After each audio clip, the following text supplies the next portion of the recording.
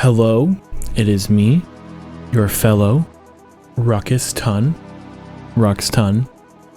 and I just want to show you guys how to make a quick piece of cover art for your song. That's it, something simple.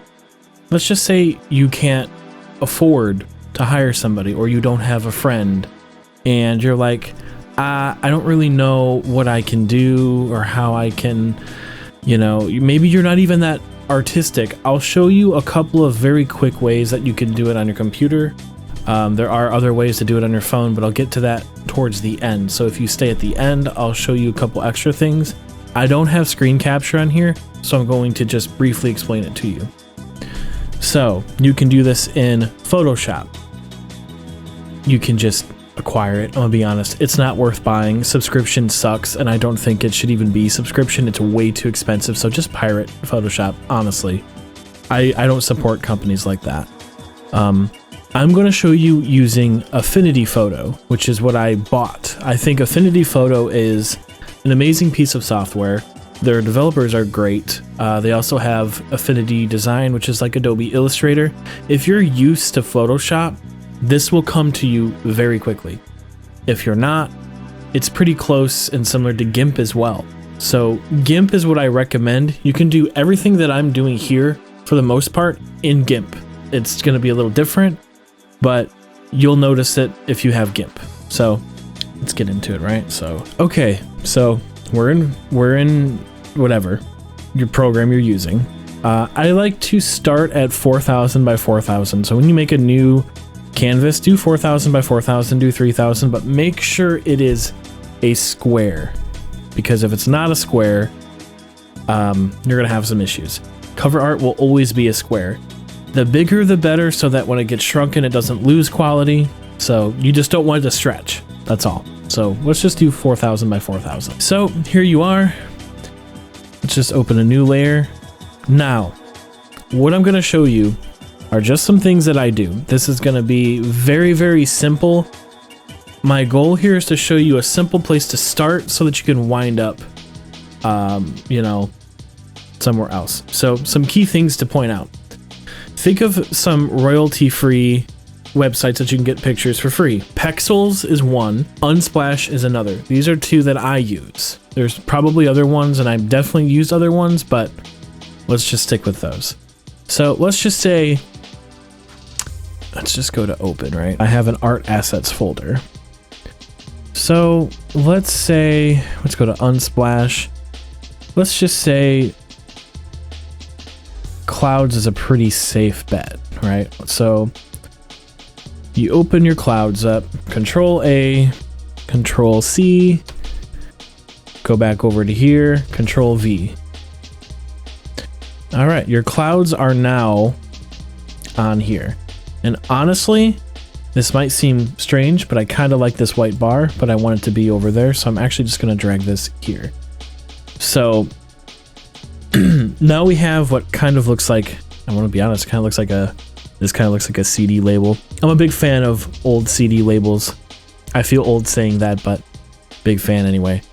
So there's a couple of things that you can do with this. Maybe you're not that good at coming up with designs on the fly. You're not good at drawing. I'm not going to be drawing or illustrating anything, but this is a good point to start. So, do you like the colors? Let's just pretend like you don't. So let's start there. We're going to be changing colors probably again later. So Control U in this program. I'm pretty sure it's the same in GIMP. Let's make the background red. Let's go for red. And I just want you to see right here, we're going for red. Maybe mess with the saturation, maybe not. Maybe tone it down a little bit so it's not as intense for now. Cool. We're already at a good point, right? So we'll do text last, actually.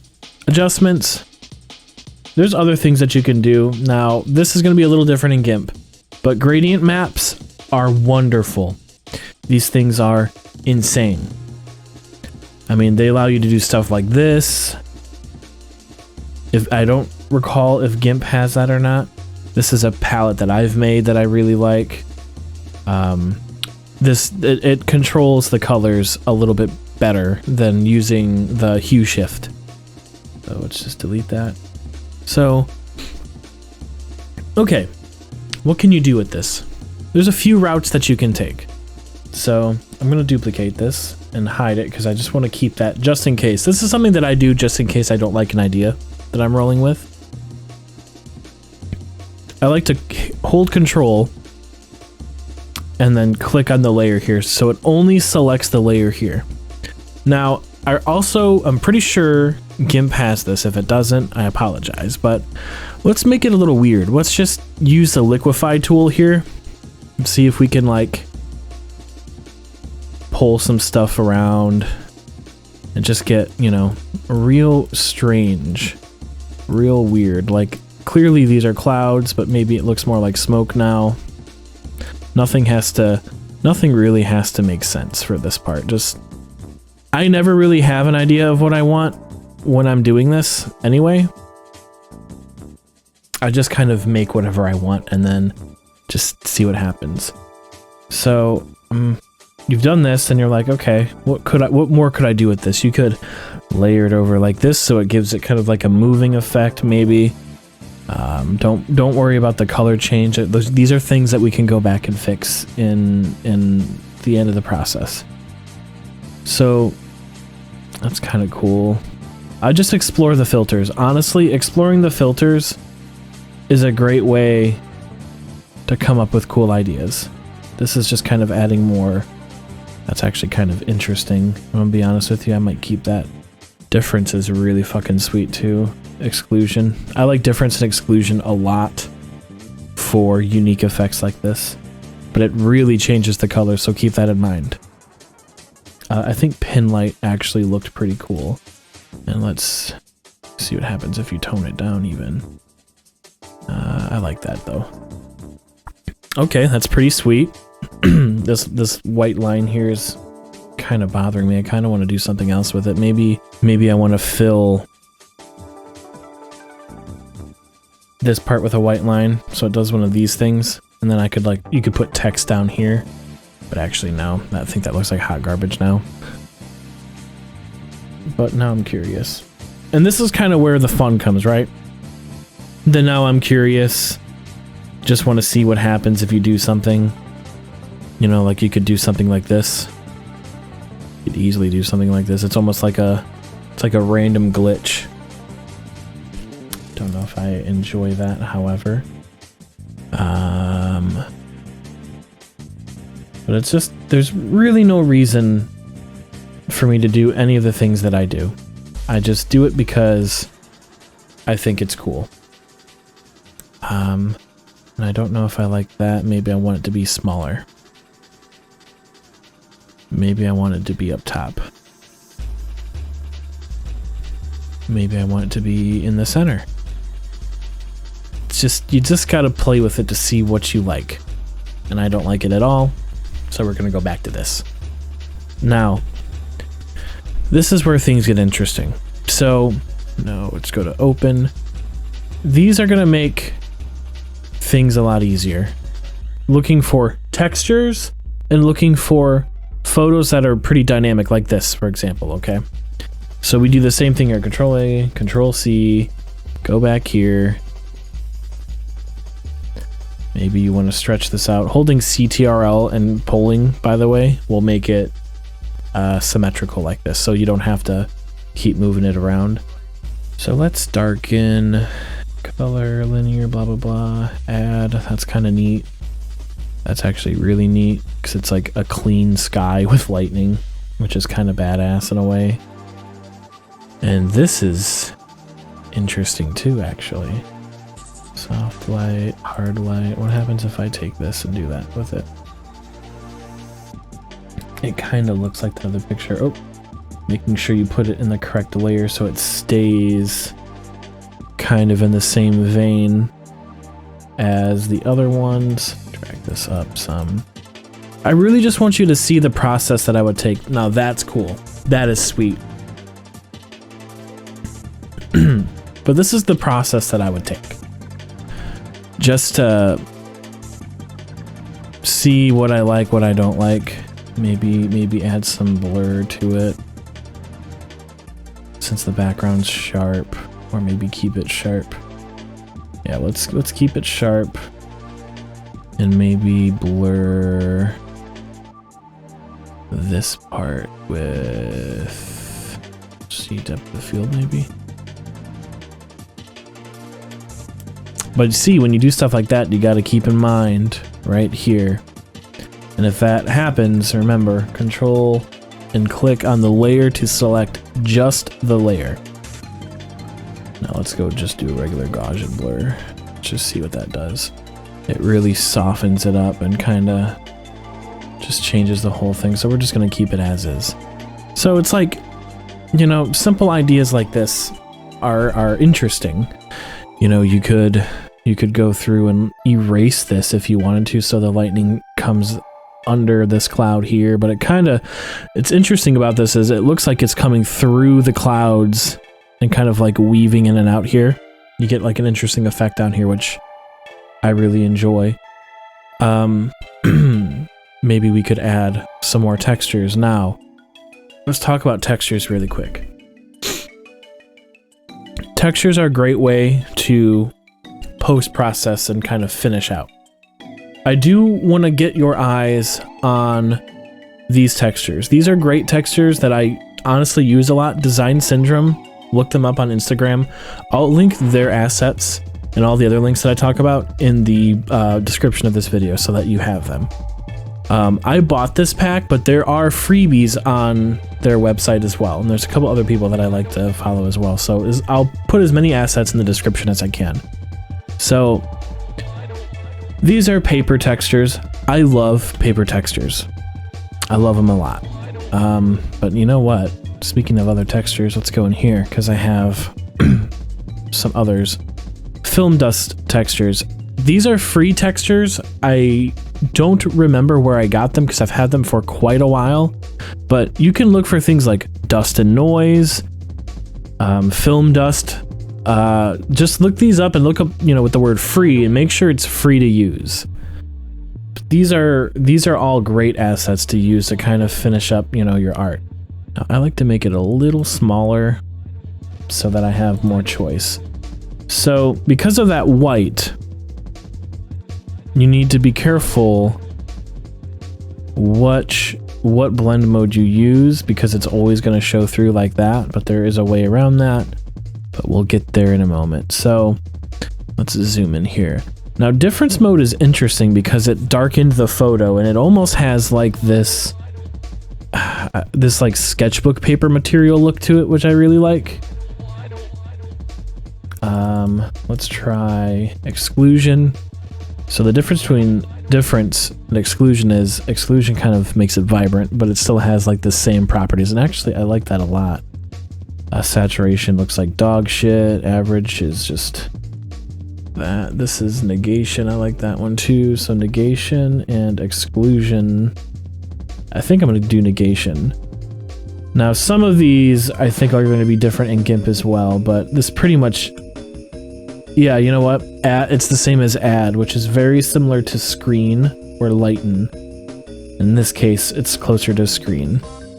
So, you know, maybe you like this, maybe you don't. I really want it to remain white.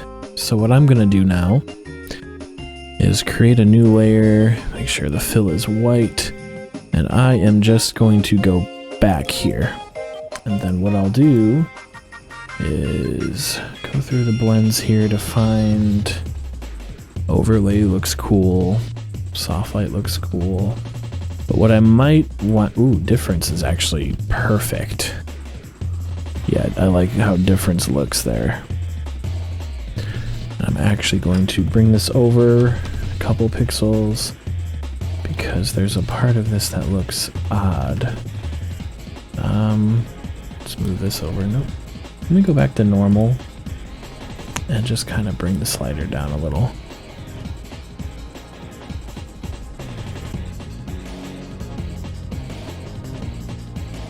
You know what? I vibe with that. Yeah, I certainly vibe with that. You do black. and you do difference, what do you get? Nothing. Okay. Okay. So yeah, looks pretty good. We're almost done. You could, if you wanted, add another texture. Now, let's talk about texturing a lot real quick. You can use textures as a way to just kind of glue things together. That's how I look at it. It's a lot easier to look at it that way. Film dust frames, plastics, hollows. Sure, let's add a hollow to it. These are free holographic textures, but these are so easy to make anyway. It is insane. I really like the noise that's in this one, which... So, I don't know. Let's just make this a little bigger, maybe rotate it and then make it bigger. Yeah, just no rhyme or reason. Remember, these artistic choices don't need to have specific reasons. You could just simply like them and that's more than okay. Hell, it's even encouraged. So you get a cool little holographic effect. Let me zoom in while I change these, sorry. I don't often do these types of tutorials. Now that's something. This darken mode, now this is interesting already. Multiply, that's really neat. Color burn is very deep. It all just depends on what you want. You have to really be in the know-how of like what makes sense with your branding, you know, as well. You don't want to be too clashy, that's cool. Saturation, I actually kind of fuck with that a lot. Not even gonna lie. What if I tone it down a little bit? Yeah, see, look at that. Now that's interesting. So, okay, you got this. I'm gonna make text super simple for you. Be aware of what font you're using. Make sure it's not like a font that's, you know, paid for. Granted, if it's cover art, you're not selling the cover, you're just using it for social media and such. But regardless, double check. So we're gonna go back and touch up on this, but let's start with text real quick. Text and placement.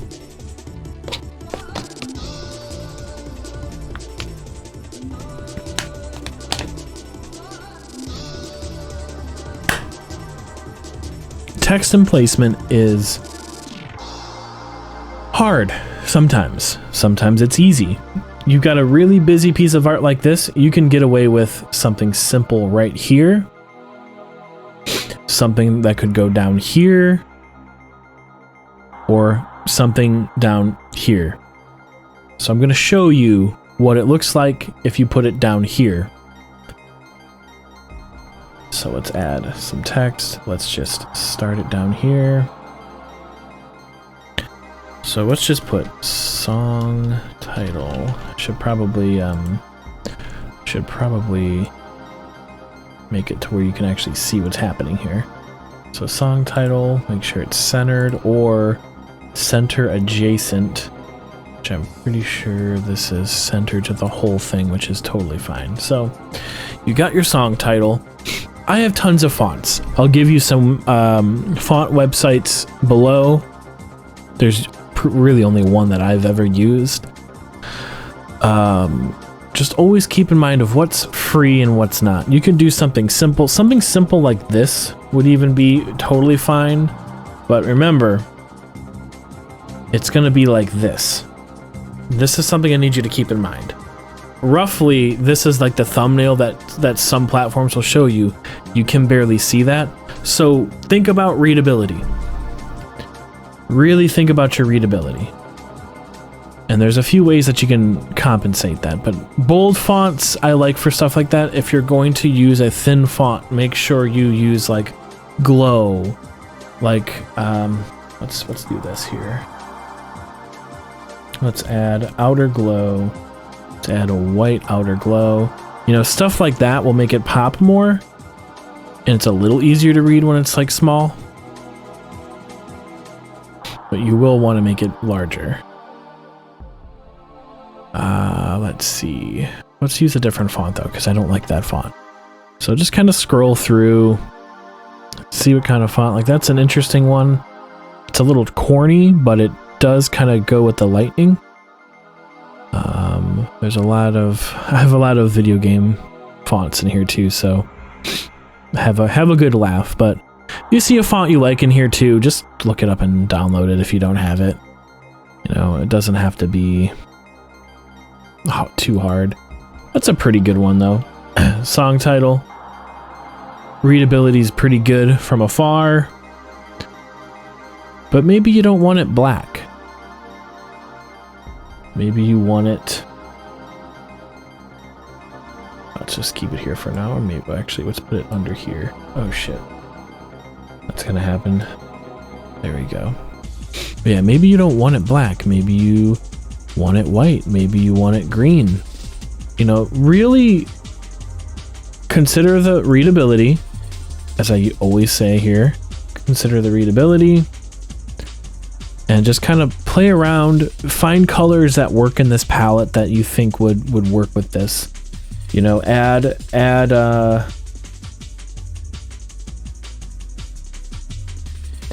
go ahead and add like glow to it so it pops a little. Change the color of the glow even. Make it maybe, I don't know, let's make it red, or we can make it not black, but maybe make it like closer to a color that's in the cloud there. But I actually think purple is kind of a vibe because we got some purples here. Just consider what colors are in here. You know, it'll help you pick, you know, a better color. And you don't have to pick like absolutes like red like that or just green like that. Like really sift through like the softer edges where it's like the lighter pastels, or even if it's a dark font, you know, the kind of like darker version of each color, and just kind of, I don't know, slide through until you see one that kind of works for you. I'm thinking darker down here would make more sense. I kind of like that. But now because of that, I don't like the glow. I think the glow needs to be opposite or white. And I think white is the winner. But maybe you don't like glow. You could use outer shadow. That is perfectly acceptable too. It's going to be probably a little easier in GIMP. When I say easier, there's a lot less features in GIMP. But this drop shadow here kind of looks cool because it's right now, because I have the hollow effect over it, it's getting affected by the hollow effect. And that's another cool thing I like about you know, using layering like that. If you lower the opacity, you'll kind of see it getting hit by it, but if you do that, then it's just like, all right, cool, it pops, but I don't want to use that here. So we're going to go back to outer glow. Something interesting about outer glow is you can change the effects, like the blending modes of it, just in case, you know, you don't like normal. You could do, I really enjoy doing difference, but you have to have a good color to make that pop. So, I mean, let's just go back up to white. I mean, that's cool too. Maybe you want white like that, or maybe like a white red, green, yellow, blue. Kind of was liking the blue a little bit. Maybe. Pink. Back to red. Possibilities are endless. You just gotta really hone in and find the thing you like. And for me, I think that's pretty cool. So yeah, that's pretty cool. You can also like make it fancy and change the kerning. Here, let me lock these layers real quick. You know, change the kerning, add some spaces so there's like extra spacing if you really wanted to. Just put that there. You know, there's some fun things to be had here. So let's have it spaced out like that. So cool, you got your song title. I mean, there's really not much more you would have to do to this. It's another cool filter too. You can put your logo somewhere on here. Like this would be a good spot to put a logo, I would say, in like this area here. So you could put a logo here, maybe some random shapes and stuff here. Hell, you could even make a new layer, right? Make a new layer, Control D to just select it. You could go Porter Robinson if you're a Porter fan. Not that brush. Whatever, you can go Porter Robinson and change this to like, I don't know, 3. Make sure you got white selected, and you could just, you know, like there's things that you can do here that, you know, you could incorporate this into here to kind of glue it together. And I'm not saying that this is totally Porter Robinson, but you know, there's things that you can do here that would fill in some space. Fuck, you could change the blend mode of this to be different, so now it's adds some extra dimension to it. There's endless possibilities here. My goal was to just kind of help give you a starting point. So I promise at the end of this there's something that you could do on your phone. So there's some apps on your phone that you could use to post-process this further. So if you save this to your phone, I'm gonna actually open up my phone now just to show you. Thing is, I don't think you're gonna... Okay, so these are some of the apps that I use. Probably not a good... Yeah, it's probably not gonna focus. But if you're an Android user, I'm pretty sure these are on iPhone too. You can go to... you can look up Glitch Lab, Mirror Lab, and Chroma Lab. They're made by the same company. I use that. Snapseed is amazing. It's a free Google photo editor. It is amazing. You can add like scratches, grunge filters. I like to do this at the end to kind of, I don't want to say make my art more real, but it just kind of adds an extra layer of doneness to it. Because the art that we just did today, that's pretty fun. There's a lot of things that I could have done differently, but at the end of the day, I wanted this to be an easy way for you to come up with something. You can't afford it right now. You can't find someone to help you. This is at least a starting point. So yeah, I hope that this helped you guys. This is what I do when I make my own art. I don't always hire people. I don't always have friends do it. There's times where I'd rather put my budget towards promoting a song, so I just do the art myself if it's a self-release or if the label allows me to do so. But thank you guys for watching. If you have any questions, let me know. If you want to see more in depth, what I personally will do, what choices I personally make beyond the scope of this, let me know and I'll go more in depth next time. If you want to see the app and the things that I do with like this product and how I move it into my phone, let me know and I'll figure out a way to capture this if any of you guys have any suggestions on how to do that even. But yeah, hope this helps you guys, and happy creating. See you later.